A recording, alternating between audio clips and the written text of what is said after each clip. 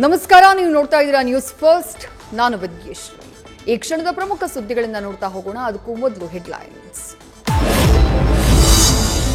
KPCC ಅಧ್ಯಕ್ಷ ಗಾದಿ ಮೇಲೆ ಕಣ್ಣಿಟ್ಟಿರುವ Satish ಜಾರಕಿಹೊಳಿಯಿಂದ silent operation.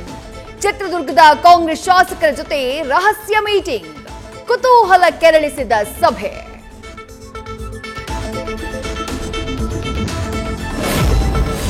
ಒಂದನೇ ತರಗತಿ ಪ್ರವೇಶಕ್ಕೆ 6 ವರ್ಷ ವಯೋಮಿತಿ ನಿರ್ಬಂಧ.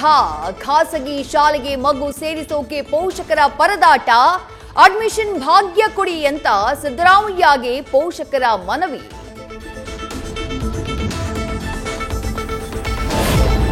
ಕುಡಿಯೋಕೆ ಪತ್ನಿ ಬಳಿ ಹಣ ಕೇಳ್ದ.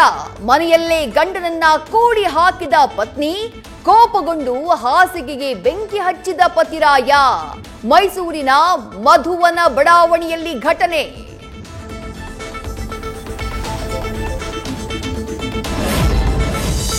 ಉತ್ತರಾಖಂಡ್ನ ಹಿಮಪಾತದಲ್ಲಿ 4 ಕಾರ್ಮಿಕರ ಸಾವು. ಇದುವರೆಗೂ 50 ಮಂದಿಯನ್ನ ರಕ್ಷಿಸಿದ ರಕ್ಷಣಾ ತಂಡ. ಇನ್ನೂ ಹಿಮಪಾತದಲ್ಲಿ ಸಿಲುಕಿರುವ 5 ಕಾರ್ಮಿಕರಿಗಾಗಿ ಶೋಧ.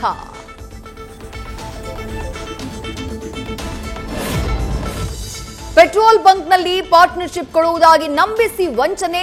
ಶಿವಮೊಗ್ಗದಲ್ಲಿ 17 ಜನರಿಗೆ ಕೋಟಿ ಲೂಟಿ ಮಾಡಿದ ಆರತಿ. ಪೆಟ್ರೋಲ್ ಬಂಕ್ ಓನರ್ ಆರತಿ ಹಾಗೂ ಆಕೆಯ ಪತಿಯ ವಿರುದ್ಧ ದೂರು. ನ್ಯೂಸ್ ಫಸ್ಟ್, ನಿರ್ಭೀತಿಯಿಂದ ನಿಮ್ಮ ಪರವಾಗಿ.